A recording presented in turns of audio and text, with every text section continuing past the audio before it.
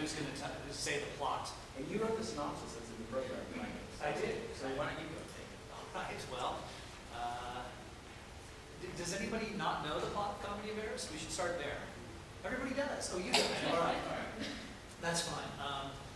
It concerns two pairs of twins who are separated as children.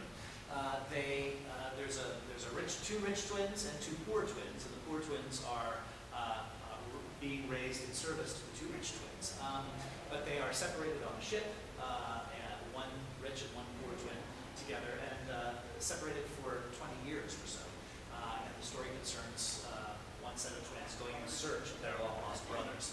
And they wind up in a place called Ephesus, where both sets of twins now are, and hilarity ensues, essentially. Is that good? That's good. Great. That's what it's about.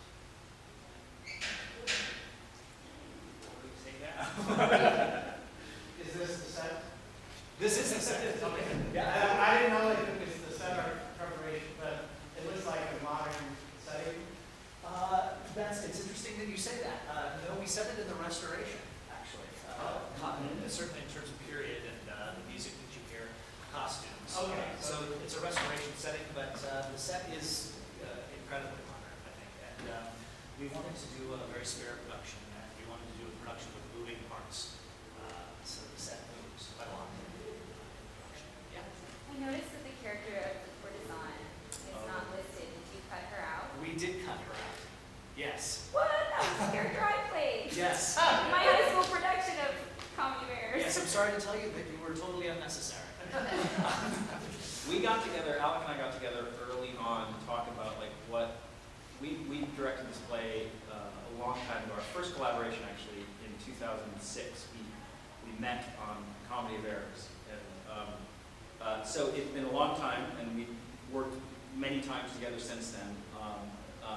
And so coming to this, we started talking about what was necessary and what we wanted to do with it. We knew we wanted a small group of actors rather than, you could do the show with up to, with a minimum of like 13 if you want all of the characters, and with two actors for each, with one actor for each twin. And it's been cast in many different ways, but when we looked at the plot, we started thinking about how, I actually thought about the title. I'm like, why is it the Comedy of Errors? What errors are they particularly referring to? And it kept coming back to the servant twin ending up meeting the wrong master. And it seemed like those particular points were the errors that the whole thing was named after and surrounded. So we thought, well, let's cut away the fat around that. And there's this sort of framing story that is not in, with the father and mother of the twins that sort of are separate. They start the whole piece. The father starts the whole thing off with a big long speech, and they're reunited in the end. And we thought, maybe if we cut away and got right to the comedy, it would be more fun. And short theater is often really good. So. Yeah. We also had, I think, a great desire to do it with a very small number of people, to see what we could do with, no more than 7 actors. And so we wound up cutting some characters like the courtesan. Although you see, we do have the ghost of the courtesan in the play. She still exists, just with not many lines. And we had to conflate a bunch of characters. So the Duke and the Abbess were conflated into one character. Angela the goldsmith and the second merchant are conflated into one character. So yeah, it was kind of an experiment in how can we tell a really lean version of the story.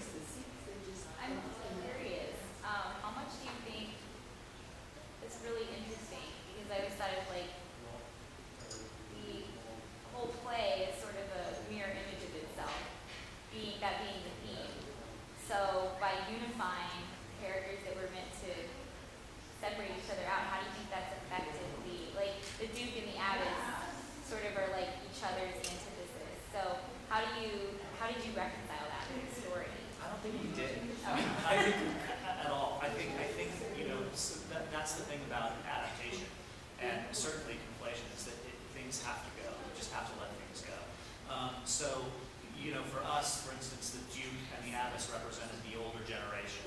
And we thought, great, we can use one person to represent the older generation. You know, Angelo represented a whole merchant class of artisans, for instance. And so we can use one person to represent that class. You know, and it's just sort of went that way for us.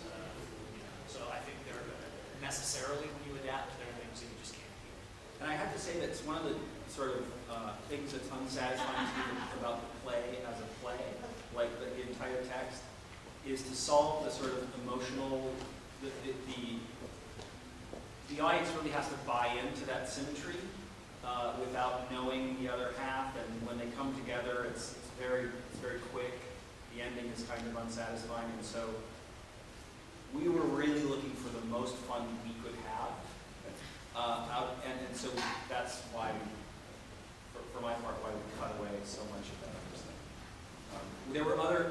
This is a play where there's always a lot of problems to solve, it seems like, which is part of the fun of working on it. And we wanted to focus our attention on where we knew other problems were solved rather than making that relationship work. Yeah, I think also for a contemporary audience, the ending is just hard to take, you know? That it just so happens that they land here, certainly, but it also just so happens that the old lady who is the abbess of the town, who also, it just so happens they run into her house at the end of the play, also just so happens to be their long-lost mother, you know, and that they find, you know, a Aegean after all this time. It's, for a Renaissance audience, of course, that's easier to take, because there are forces at work in the Renaissance consciousness that make that possible. And for us, it doesn't. It's not. You know? So I think it's problematic, I think, for a contemporary audience. That's why we changed it. Picking up on that, I think I overheard you say you were a professor of literature. Yeah. Yeah. Well, when you were just describing that, just so happens, I was thinking of Dickens, and some critics observed that in him there's too much of that. And I'm just wondering if it goes from Shakespeare through Dickens, does it, and when did it end? Were audiences just more gullible or more accommodating, or is there a history to that line, coincidental narrative, or what? I think what I would sort of frame it slightly differently and say, you know, this play is very much at the beginning of Shakespeare's career.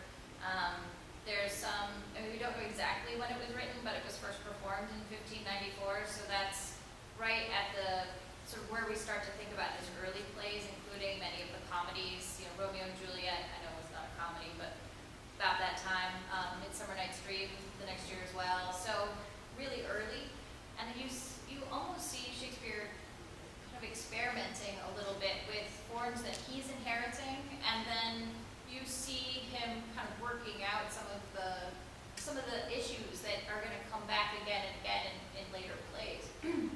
So I think, you know, for people, and I recognize a bunch of people here who have seen a lot of Shakespeare plays, you're going to see, you know, elements of Caterina and Taming of the Shrew. You're going to see, you know, Twelfth Night a little bit. You're going to see, you know, all of these things that come later. And I think one of the ways you could characterize that trajectory that you're noticing is that in this play, there's a lot of what 2 centuries later we call suspension of disbelief. But I think you start to see Shakespeare delving into the complexity and not avoiding the rough spots as much later on. So for example, in this play, I mean, 2 sets of twins. Like even the play that he's adapting from Plautus has 1 set of twins. And so he's going for 2 sets, and he sort of brings another subplot in of an earlier play.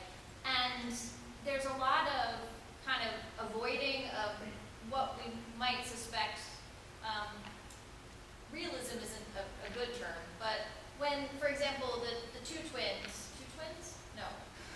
The one set arrives in Ephesus, and they're looking for their twins. And they start wandering around the town, and people start calling them by name and giving them stuff and picking up conversations as if they were in the middle of conversations. They're thinking it's madness, it's magic, it's something else, not, gee, I could have just accidentally accidentally found the other set, you know. So, but we're, I think, supposed to say, no, this is part of the fun.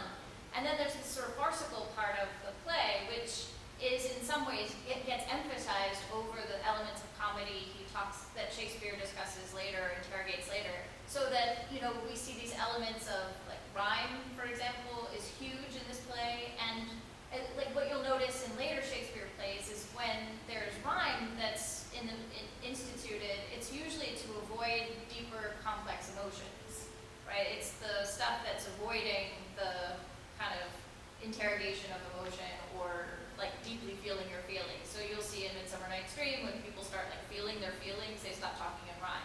Romeo and Juliet, later as they start sort of falling in love in a way that's more mature, they stop with the rhyming. You know, but in this, it's like we're almost kind of pushed away a little bit from thinking too seriously about much of the stuff, especially early on in the play, because, you know, you'll hear the rhyme. It's sort of like we're kept at the surface a little bit. And so there's not that kind of depth and complexity. But I think you see that, though, later in Shakespeare's comedies even, and especially in the tragedies that follow. But although I do think Dickens is the point where that coincidental coming back starts to break down. You know, I mean, it sort of ends with Dickens and the Industrial Revolution and all of that. You know, up until then, we're delighted that Mr. Micawber, you know, just happens to get out of debtor's prison right when, you know, right at the right time, and comes back later in the story. That comes from a kind of worldview of, you know, a universe and a God that orders it, you know, that is going away right after Dickens is finished writing. Even, you know, when he's writing Bleak House, it's not so much there anymore, you know. So I think it's a really interesting point. That's kind of where it ends. I also think there's something about archetype and type that is starting to go away around that time. That there's an I have a lot of training in commedia dell'arte, which is all this Italian half-mask theater, and it's all about these types. And that permeates. It's a lot of what Shakespeare inherited. He makes it, of course, much more complex and interesting. But this idea that we are not sort of an individual psychology, but we are a type, and this type really belongs next to this type. Continues into the Restoration, certainly, with those archetypes, and into melodrama and 19th century work, early 19th century. And then once we get to this sort of 20th century idea of individuality and my own path, and it seems to go away. I kind of miss it. Yeah, those of us who carry the kernel of romance in our hearts still love the fact that, you know, There is someone else. Yeah. yeah, I definitely agree with you about the elements of the media. Now that you pointed that out, I could definitely see various characters wearing a mask and performing in that style, and it gelling perfectly. And I think what you said about the farce is interesting, because that's what my response was when you were talking about they had a different worldview and they were more willing to accept things. I mean, I personally feel like people have always had the problem of suspension of disbelief. And I think you can even see today a lot of our entertainment forms are in some ways just as preposterous. And people are ready to believe them because of the style is farcical. Or, you know, reality TV, not to compare that to Shakespeare, but is a very popular form of entertainment. Some of the things that you see on that, some of the devices are just as unbelievable. I mean, I wonder if... I suppose so, although I would disagree with you a little on a couple of those points. One being that, you know, I think when we watch Hamlet today, we sit in the audience and we see a world where people believe in ghosts that's separate from us. But when, you know, Hamlet's being watched in the Renaissance, we're in a world where people actually do believe in ghosts, and believe that this is possible, and believe that the devil can come back in human form, believe that, you know, that these things actually can happen. So yeah, I mean, I think various things, certainly in farce, suspension of disbelief has always been necessary, but I do think that there's a worldview in the Renaissance that is assumed in the play, any of Shakespeare's plays, that we just can't really connect to anymore, you know? We have this like sort of natural removal from it. Does that make sense? So why did you pick the Restoration? No, go ahead, because I'm interested. Yeah, sorry. Sorry, Yeah, yeah,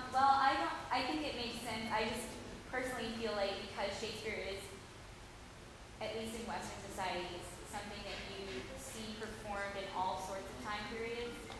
I think in some ways we aren't as removed from it as we like to think, because you can still apply it to all sorts of different scenarios. And in 50 years, we'll still be able to do modern versions, and hopefully in 200 years, it'll still be able to be performed in the 2000s maybe. And I don't think that we're as removed from it as you think we are. Well, I hope so right along with you. And, you know, who knows, in 400 years we may all believe in ghosts again. That Well, would I be just awesome. think we still wouldn't be doing these plays if we couldn't connect to them. I agree with that. I'm sorry. I was just curious if you were the Comedios are and sort of the looking backwards, but obviously the restoration is looking a little bit forward. And so I was just curious about what made that an attractive sort of place to locate this production. It's a little bit practical in that that one of our first conversations is what time period is it still okay to have a servant that you can beat without consequences? You know, I mean, that's the first question about when, I mean, and that, I think that often comes up in Shakespeare, when can you still wear swords? When, you know, that kind of thing comes up, if there's a lot of sword fighting. But that was the first thing, and then there was this idea of surfaces and display in the restoration, and a great sense of fun and theatricality, I think, particularly in restoration plays, but in the way that the playhouse worked. So that seemed like it lent itself. But really it was a matter of when can we beat our servants. When is, or what is the restoration? The restoration dates from about 1660. It's the restoration of the English monarchy, Charles II, and sometime in the early 1700s, depending on who you talk to. So like what you'll see is the very distinctive makeup that goes along with that. That signals. Yeah, the restoration comes right after Cromwell and all of the shutting down of the English theaters and the Puritans really taking control of Parliament and government. And so it's this very interesting time of kind of sexual release and gaudiness, where the whole period is about this kind of breaking out of a restraint, out of a puritanical restraint. And there is so much sort of wonderful sex play in this play, and that idea of bursting out. I think it sort of lends itself to that.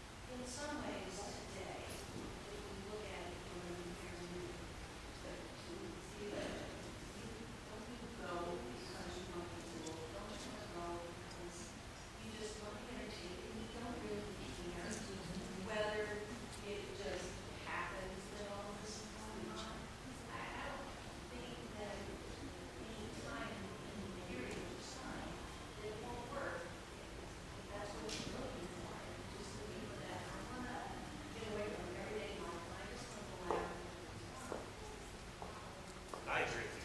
I agree with you wholeheartedly. Yeah, and I don't think we're trying to go for any kind of, serious verisimilitude here. There are lots of things in this production that should and will stretch credibility. Oh, for your pleasure. All for your pleasure. We hope. Yes.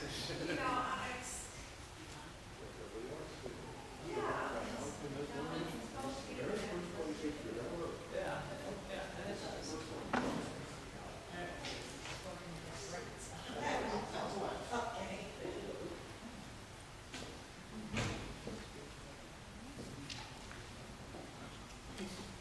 Anything else? You talked about side and carrying inflation, some of the other problems that you had to grapple with in decision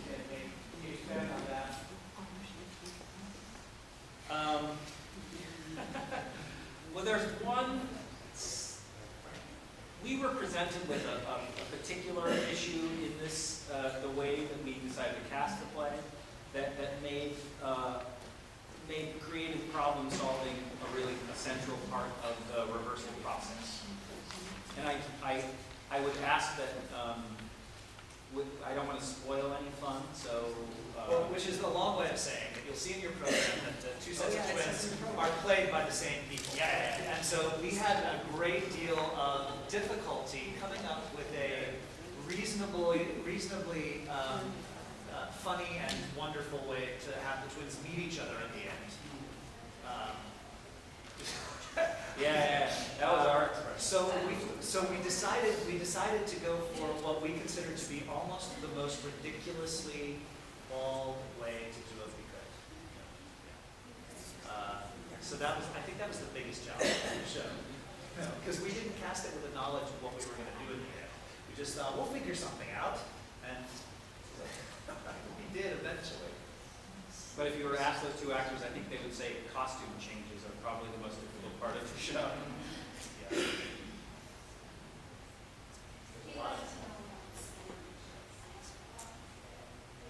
Alec and I are big fans of actors having to work very hard when they're acting. Not just standing and saying words, but seeing actors move across stages in virtuosic ways, and having to really do physical work while they're performing. I think it makes for a much more exciting and dangerous performance, and we get a lot more dynamic possibilities out of a set like this, and actors who are willing to play like monkeys on it. If the set moves. We often start with a larger idea of a set and keep stripping elements away until we get to the most essential, important things. Yeah, exactly. And when we have a set that moves too, and then goes vertical, we can get not just an actor moving like this, but an actor moving like this, and like this, all around almost every plane. So it's exciting. Yes, so both the ladders are going to be used a lot and pushed around with those tools.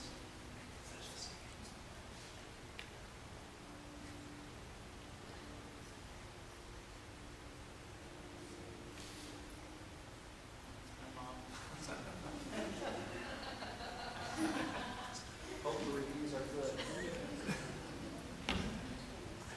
This is my first pre-show discussion. Yeah. We usually do post-show discussions.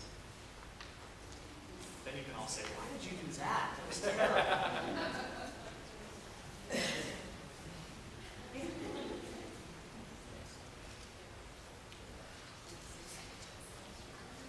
Anything else? Any other questions about?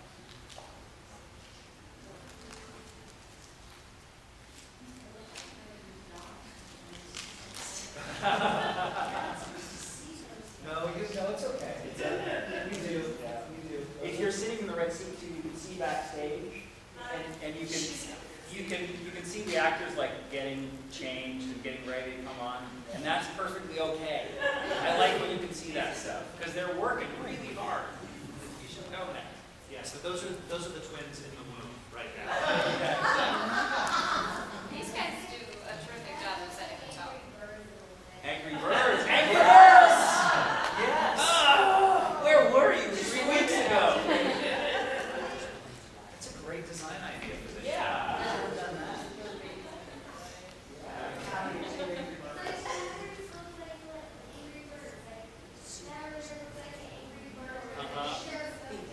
We need a slingshot over in that corner.